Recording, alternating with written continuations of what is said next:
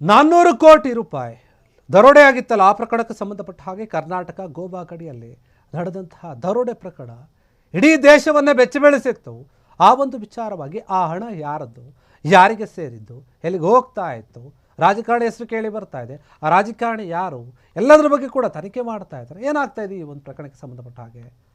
ಹಣ ಸಾಗ್ತಾ ಇದ್ದಂತಹ ಕಂಟೈನರ್ಗಳೇನಿತ್ತು, ಆ ಕಂಟೈನರ್ ಚಾಲಕರೇನಾದರೂ ಸಿಕ್ಕಿಬಿದ್ರ?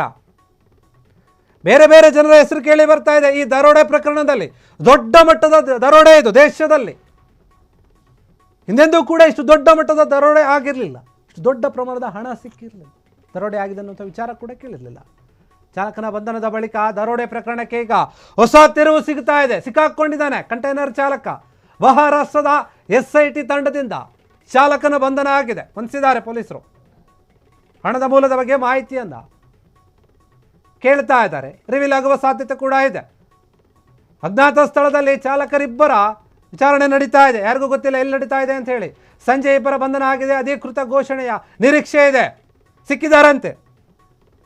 ಯಾರು ಮಾಡಿದ್ರು, ಆ ಕಂಟೈನರ್ಗಳು ಎಲ್ಲಿಗೋಯ್ತು, ಯಾರು ಕೈವಾಡ ಇತ್ತು, ಇಷ್ಟು ದೊಡ್ಡ ಮಟ್ಟದ ದುಡ್ಡನ್ನು ತೆಗೆದುಕೊಂಡು ಹೋಗ್ತಾ ಇದ್ದಾರೆ ಅಂತಂದ್ರೆ ಅದು ಯಾರಿಗೂ ಕೂಡ ಗೊತ್ತಿರಲ್ಲ ಅಂತ ಅನ್ಕೊಂಡಿದ್ರ ಇವರು?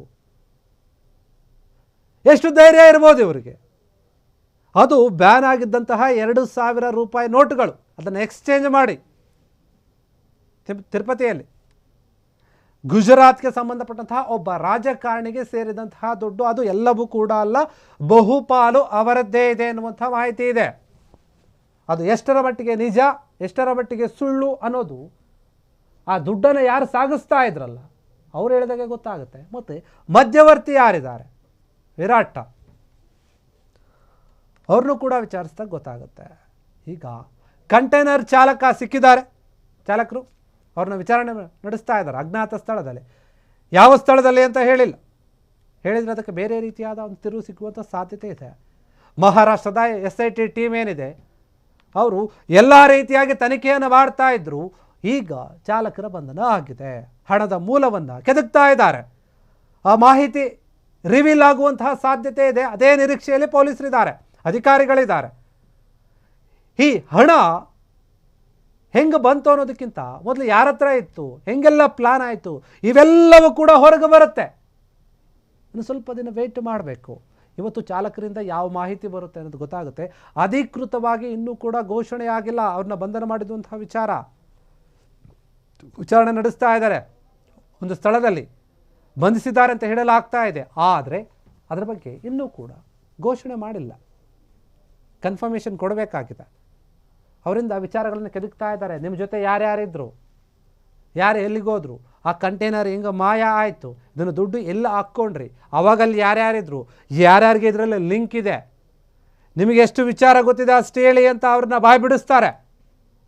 ಕಂಟೈನರ್ ಚಾಲಕರನ್ನ 2 ಕಂಟೈನರ್ಗಳಲ್ಲಿ ದುಡ್ಡನ್ನು ತೆಗೆದುಕೊಂಡು ಹೋಗ್ತಾ ಇದ್ರು ಅಂತಂದರೆ ಬರೀ ಅದು 400 ಕೋಟಿ ಇತ್ತು, ಅದಕ್ಕಿಂತ ಜಾಸ್ತಿ ಇತ್ತು. ಕೆಲವರು ಹೇಳ್ತಾ ಇದ್ದಾರೆ 1000 ಕೋಟಿ ಅಂತ. ಕೋಟಿಗಳಿಗೆ ಬೆಲೆನೇ ಇಲ್ವಾ? ಬರೀ ಕೋಟಿಗಟ್ಟಲೆ ಒಂದು ವಿಚಾರ ಮಾತುಗಳು ಕೇಳಿ ಬರ್ತಾ ಇದೆ. 1000 ರೂಪಾಯಿಗೆ ಬೆಲೆನೇ ಇಲ್ದಂಗೆ ಆಗೋಯ್ತು. ಬರೀ ಕೋಟಿಗಟ್ಟಲೆ ಅವ್ಯವಹಾರ. ನಾವು ಜೀವನ ಪೂರ್ತಿ ದುಡಿದ್ರೂ ಕೂಡ ಇಷ್ಟು ದುಡ್ಡು ಮಾಡ್ತೀವೋ ಇಲ್ಲೋ ಗೊತ್ತಿಲ್ಲ. ಆದರೆ ಇಲ್ಲಿ ಕೆಲವರು ಏನೂ ದುಡಿದೆ, ಏನೂ ಮಾಡದೆ ಕೂತಲ್ಲಿಯೇ ಕೆಲವೊಂದು ವ್ಯವಹಾರಗಳನ್ನು ಮಾಡಿ ದುಡ್ಡನ್ನು ಸಂಪಾದನೆ ಮಾಡ್ತಾರೆ. ಆ ರೀತಿಯಾಗಿ ದುಡಿದಂತಹ ದುಡ್ಡೇ ಈ ಒಂದು 400 ಕೋಟಿ, ಅದಕ್ಕಿಂತ ಹೆಚ್ಚು. ನ್ಯಾಯವಾಗಿ ದುಡಿದ್ರೆ ಈ ಕಾಲದಲ್ಲಿ ಯಾರೂ ಕೂಡ ಇಷ್ಟು ದೊಡ್ಡ ಮಟ್ಟದ ದುಡ್ಡನ್ನು ಮಾಡೋಕ್ಕೆ ಸಾಧ್ಯ ಇಲ್ಲ.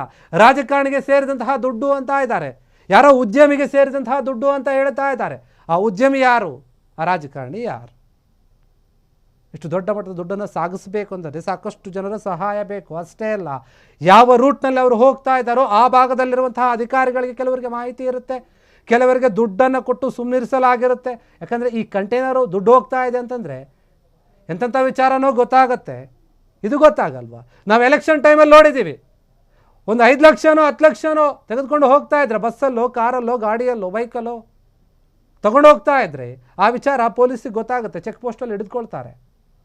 ಈ ಥರ ಇರುವಾಗ 400 ಕೋಟಿ ರೂಪಾಯಿನ ಇವರು ಸಾಗಿಸ್ತಿದ್ದಾರೆ ಅಂತ ಇದ್ದರೆ ಆ ವಿಚಾರ ಗೊತ್ತಾಗಿರುತ್ತೆ.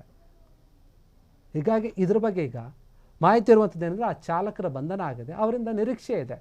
ಅವರೇನಾದರೂ ಒಂದು ಮಾಹಿತಿಯನ್ನು ಹೇಳ್ತಾರೆ ಈ ಹಣಕ್ಕೆ ಸಂಬಂಧಪಟ್ಟ ಹಾಗೆ, ಹಣದ ಮೂಲವನ್ನು ಹುಡುಕೋಕೆ ಇನ್ನೂ ಕೂಡ ಈಸಿ ಆಗ್ತಾ ಹೋಗುತ್ತೆ ಅಧಿಕಾರಿಗಳಿಗೆ.